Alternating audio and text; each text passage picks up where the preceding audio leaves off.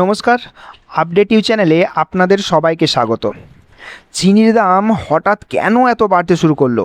এটা কি শুধুই যোগানের ঘাটতি, নাকি এর পেছনে রয়েছে আন্তর্জাতিক ও অভ্যন্তরীণ পলিসির প্রভাব? মোদী সরকার এই নিয়ে ঠিক কী স্পষ্ট বার্তা দিয়েছেন এবং আপনার আমার পকেটে এর প্রভাব কতটা পড়তে চলেছে? চলুন আজকে সহজ ভাষায় সম্পূর্ণ বিষয়টা জেনে নিই। এইখানে প্রতিবেদনে স্পষ্ট লেখা রয়েছে কেন বাড়ছে চিনির দাম। আসল কারণ জানালেন মোদী সরকার। আমরা ভাবছিলাম যে ইথানল মেশানো হচ্ছে পেট্রোলে, এই জন্যই হয়তো চিনির দাম এত পরিমাণে বাড়ছে। তো এমন বিষয় কিন্তু নয়, সেটা জানানো হচ্ছে মোদী সরকারের তরফ থেকে। তো এই প্রতিবেদনে কি বলা রয়েছে A to Z আমি আপনাদের সঙ্গে শেয়ার করছি।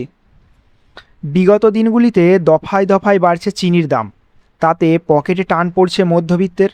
বিশেষ করে উৎসবের মরশুমে শুরু হওয়ার আগে আকস্মিকভাবে সাদা শস্যের এই মূল্যবৃদ্ধি খানিকটা ভাবাতে বাধ্য করছে আম জনতাকে।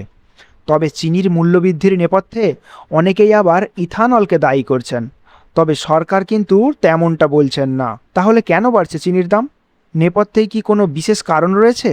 বিস্তারিত জানালেন কেন্দ্রীয় সরকার। তো ভিডিওর পরবর্তী সেকশনে যাওয়ার পূর্বে আপনাদের কাছে প্রতিদিনের মতো একটা ছোট্ট রিকোয়েস্ট, আপনারা যারা এই আপডেট ইউ চ্যানেলটা ফার্স্ট টাইমের জন্য ভিজিট করছেন, এখনই চ্যানেলটাকে সাবস্ক্রাইব করে দিন এবং সাবস্ক্রাইব করা হয়ে গেলে পাশে থাকা বেল আইকনে ক্লিক করে অল নোটিফিকেশন বেলটা অন করে রাখুন।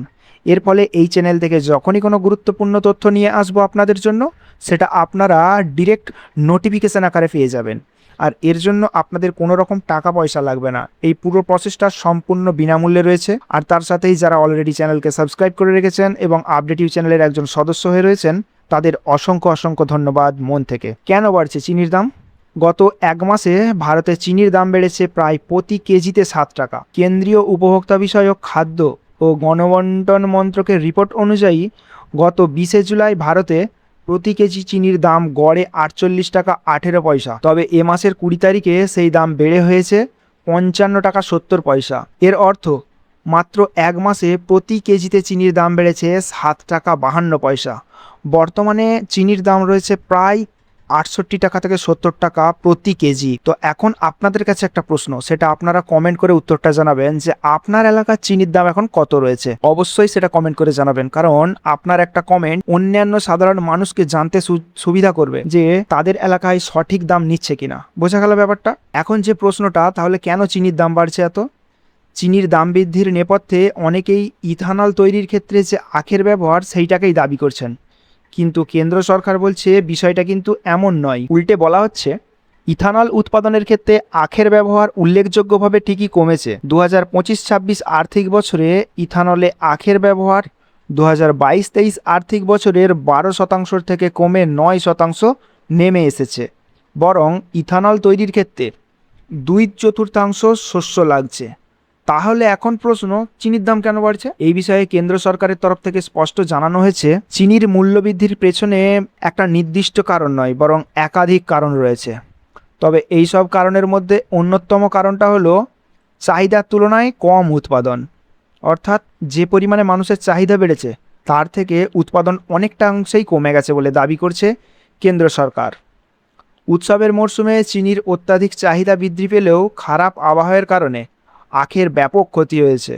এছাড়া বিশ্ববাজারে চিনির সরবরাহ কমে যাওয়া এবং অতিরিক্ত মুনাফার চেষ্টা, এমনকি শিল্পের কিছু অংশে কালোবাজারি হওয়ার কারণেই চিনির দাম বাড়ছে দিন দিন। আশা করছি ব্যাপারটা বোঝা গেছে। যদিও চিনির দাম স্থিতিশীল করতে একাধিক পদক্ষেপ নিয়েছে কেন্দ্রীয় সরকার, সার্বিক দিক খতিয়ে দেখা হচ্ছে নয়াদিল্লির তরফে। যত দ্রুত সম্ভব সাধ্যমতো চিনির দাম কমানো যায় সেই দিকেই নজর রাখছে কেন্দ্রীয় সরকার।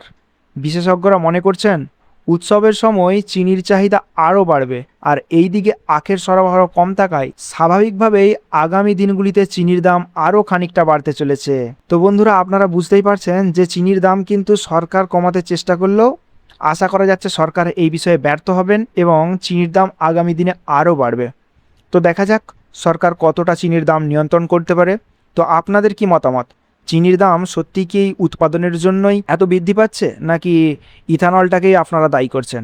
অবশ্যই সেটা কমেন্ট বক্সে কমেন্ট করে জানাতে ভুলবেন না। আর ভিডিওটা যদি একটু উপকারে এসে থাকে তাহলে এখনই একটা লাইক দেবেন এবং আপনার পরিচিত ব্যক্তির সঙ্গে এই ভিডিওটা শেয়ার করতে ভুলবেন না। তো দেখা হচ্ছে পরবর্তী কোনো গুরুত্বপূর্ণ আপডেট নিয়ে। ভালো থাকবেন, সুস্থ থাকবেন, ধন্যবাদ।